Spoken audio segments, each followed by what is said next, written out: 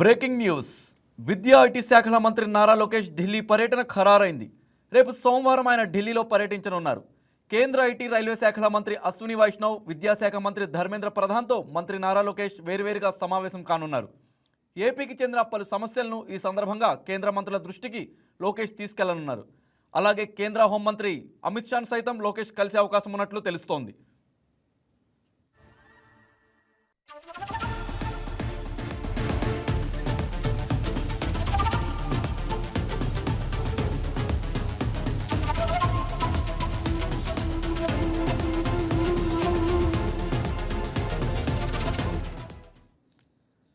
సోమవారం ఉదయం విజయవాడ నుంచి ఢిల్లీకి మంత్రి లోకేష్ చేరుకోనున్నారు. కేంద్ర మంత్రులతో భేటీ అనంతరం మంత్రి నారా లోకేష్ న్యూఢిల్లీ నుంచి నేరుగా విశాఖపట్నం చేరుకోనున్నారు.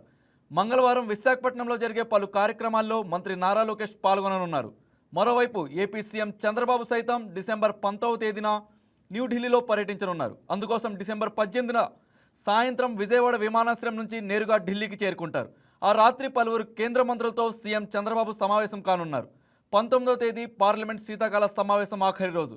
దీంతో సీఎం చంద్రబాబు ఢిల్లీ పర్యటన ప్రాధాన్యత సంతరించుకుంది.